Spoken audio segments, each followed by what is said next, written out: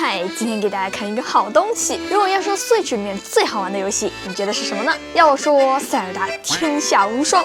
塞尔达的整个系列都是游戏行业中评价最高的游戏系列之一，是任天堂的看家招牌。1998年发布的《时之笛》，它开创了3D 视角锁定，基本确定了之后世界上所有3D 游戏的基本玩法。幸运的是，我第一次接触塞尔达就是系列的集大成之作，世界上最好玩的开放世界游戏《塞尔达传说：荒野之息》。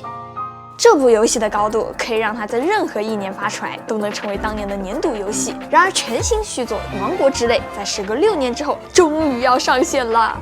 我手上的就是《王国之泪》的限定主机。那我们废话不多说，直接进行一个香的开，好急！哇！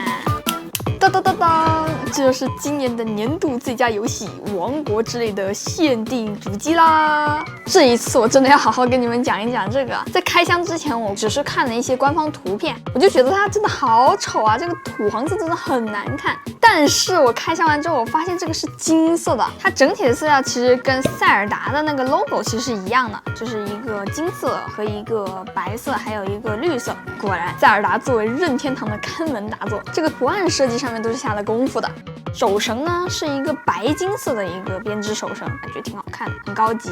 这一次的限定底座是一个类浮的材质，一个大大的三角支力，远远一看我就知道这是这一次的塞尔达限定主机。这个底座是我这一次最喜欢的部分了。不过这一次的限定呢也是不带游戏的，如果想要玩游戏的话还得另外购买。OK， 那就是这一次的新的限定游戏机一整套啦。这次塞尔达限定主机在我开箱之后，甚至让我有一种这一套和斯普兰的那款不相上下的感觉。不过在网上我还看到有说这是有史以来最丑的限定机，不知道大家看到这个实物之后感觉怎么样呢？这次王国之类的试玩评一出来，玩家们直接炸锅了，一个个都急坏了。什么？居然可以把延时的时间回溯，以此来抵达天空之岛？啊！可以把怪物素材合成到武器上，以此来组合出新效果，还可以把2把武器叠起来。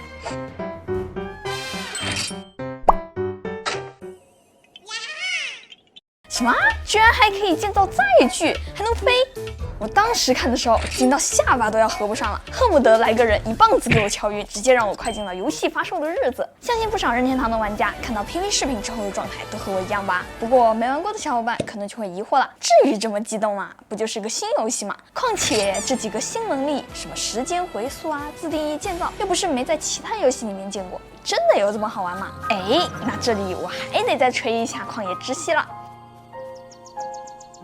大家应该知道啊，《旷野之息》是当时 Switch 的首发护航大作。不过刚发布那会儿，我还在上学，那时候只有在土豪同学那里见到过这台次世代主机。等我拥有一台自己的 Switch 的时候 ，Switch 已经发布好几年了。关于塞尔达传说怎么好玩的新闻也听过不少了。买游戏卡带之前都还在想，哟，一个个说的这么玄乎，真的能有这么夸张吗？结果这一玩真是300个小时，很难想象一个非 log 的单机游戏能让我玩上这么久。旷野之息的自由度实在是太高了，以至于你的各种奇思妙想都能在游戏中实现。比如说，游戏里面有一个神庙挑战，它需要你找出岛屿上面的3个球，并且将它搬运到祭坛上。其中有一个祭坛呢是在海上的，不像其他2个祭坛，谜题围绕着如何找到小球。这个海上的祭坛更需要你思考的是如何跨海把小球运过去。小球既不能直接扔过去，举着小球走过去，小球也会脱手弄掉。这个谜题的解法可以说是五花八门。你可以粗暴一点，直接利用炸弹的冲击波把小球发射过去。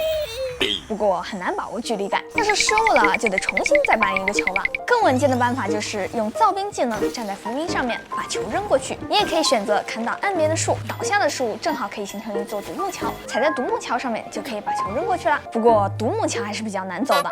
在祭坛的不远处，你还能找到一艘小船，你可以将小船开过去，站在船上扔，就不用担心林克掉进水里啦。故意的还是不小心？是故意的。再来点更离谱的，岛上能遇到很多八爪鱼，击杀它们可以获得八爪鱼气球，你可以用这些气球来让小球飞起来，再用扇子把小球扇过去。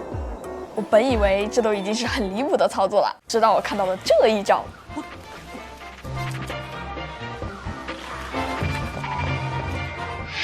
这个游戏理解真的太酷了！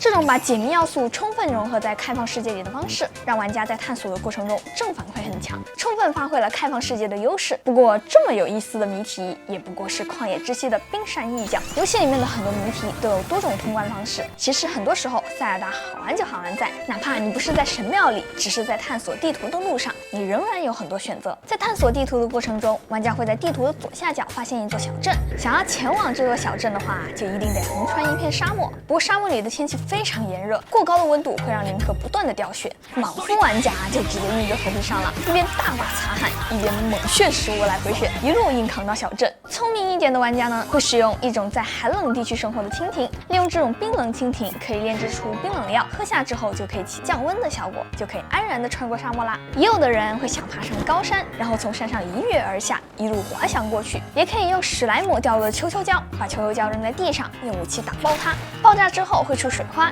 利用这些水来给自己身上打湿，也可以起到降温的作用。思路新奇的玩家还可以用磁铁技能，将铁质的物品举起来，撑起一把看起来有点弱智的遮阳伞，像螃蟹一样横穿沙漠。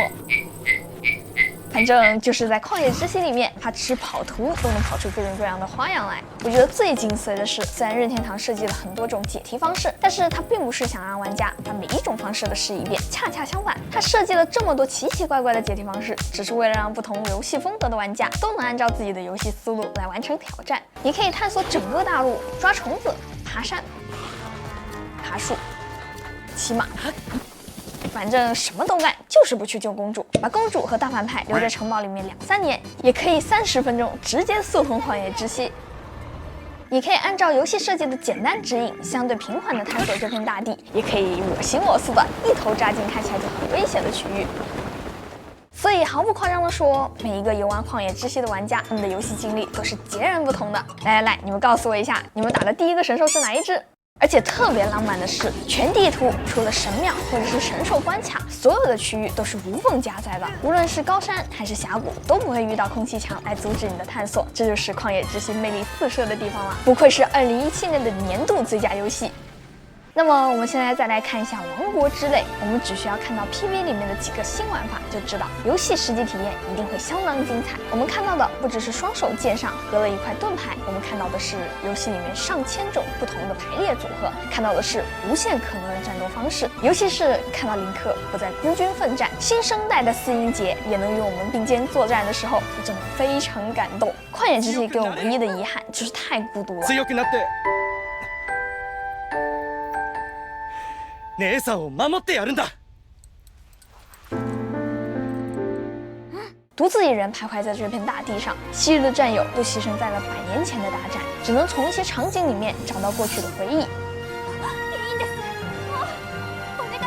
甚至打完最终 BOSS 会被直接传送出去。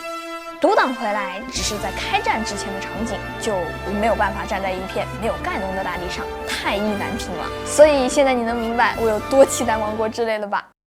哎呀，真的是急死我了！怎么还有半个月才能玩到新游戏啊？好了，那么以上就是本期视频的所有内容了。如果你觉得这期视频还有点意思的话，记得给我点赞、3连关注哦，这对我来说非常重要。那么我是千里，咱们海拉鲁见吧，拜拜。